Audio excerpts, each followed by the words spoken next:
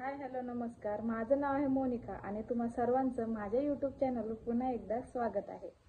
तर आजच्या व्हिडिओमध्ये तुम्हा सगळ्यांना मी सांगणार आहे लाडकी बहीण ई-KYC योजनेबद्दल. तर ई-KYCचे फॉर्म आधी पण आपण भरले होते. आधी काही महिलांनी काय केलं होतं, ते प्रश्नांची उत्तरं जे होते की सरकारी नोकरीला कोण नाही आहे किंवा मग घरातलं कोणी पेन्शनची योजना म्हणजे पेन्शन घेत नाही आहे, ह्या सगळ्या प्रश्नांची उत्तरं कधी कधी ना काही महिलांनी चुकीचे दिले होते. त्यामुळे त्यांचा हप्ता बंद झाला होता लाडक्या बहिणीचा. पण आता त्या महिलांसाठी दुसऱ्यांदा चान्स दिलाय सरकारकडून. परत एकदा KYC करण्यात येणार आहे.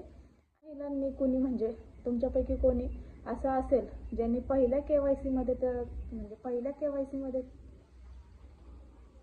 तर तुमच्यापैकी कोणी असं असेल ज्यांनी पहिल्या वेळी दिवाळीच्या वेळी जेव्हा ई-KYCचे फॉर्म सुटले होते त्यावेळी KYC केली नव्हती, तर त्या महिलांसाठी अजूनही काही म्हणजे ऑप्शन दिलेलं नाहीये.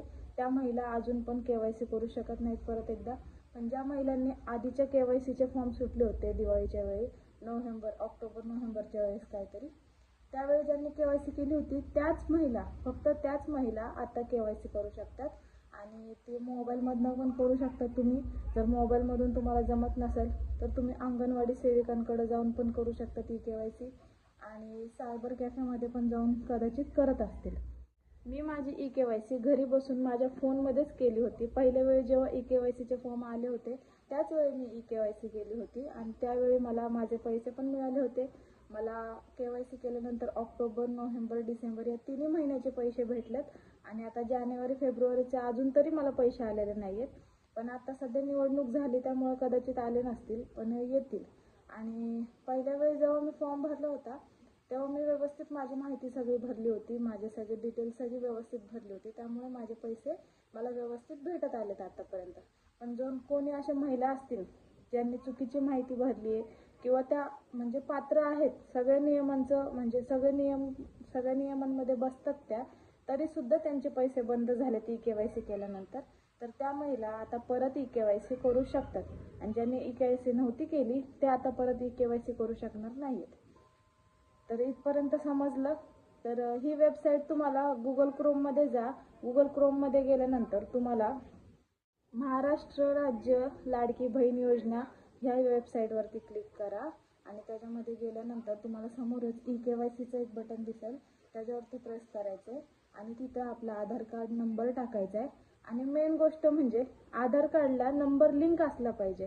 पहिली जर तुम्ही KYC केली असेल तर तुम्हाला माहीत असेल की आधार कार्डला नंबर लिंक असणं किती गरजेचं आहे. कारण आधार कार्ड नंबर टाकल्यानंतर जो OTP येतो तो लिंक असलेल्या नंबरवर येतो. त्यामुळं मोबाईलला लिंक पाहिजे आधार कार्ड, आणि तरच तुम्ही ई-KYC करू शकता. आणि जर तुम्ही पहिल्या वेळी ई-KYC केली होती तरच तुमची दुसऱ्यांदा ई-KYC होईल. आणि दुसऱ्यांदा तुम्हाला जर काय बदल करायचे असतील तर ते करता येतील. जर पहिल्यांदा तुम्ही फॉर्म नसेल भरला ई-KYCचा, तेव्हा ई-KYC केली नसेल, तर त्या महिलांसाठी अजून तरी काहीच माहिती आली नाहीये समोर.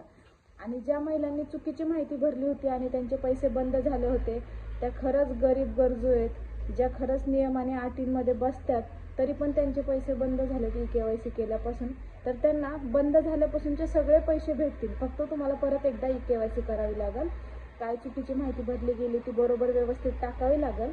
मग ते जर तुम्ही फॉर्म व्यवस्थित भरला तर तुम्हाला जेवढे हप्ते थकलेले होते ऑक्टोबर नोव्हेंबर डिसेंबर, हे सगळे हप्ते एकत्रित तुमच्या खात्यात येतील. लाडक्या बहिणीची किंवा दुसरी काय अपडेट समोर आली तर मी आणखीन एक व्हिडिओ बनवाल आणि त्याची माहिती तुमच्यासोबत शेअर करेन. अशाच प्रकारचे अजून व्हिडिओ पाहायचे असतील तर माझ्या चॅनलला सबस्क्राईब करा. तुम्ही व्हिडिओ बघता पण सबस्क्राईब करत नाही. सबस्क्राईब करा आणि आपल्यासारख्या महिलांना सपोर्ट करा.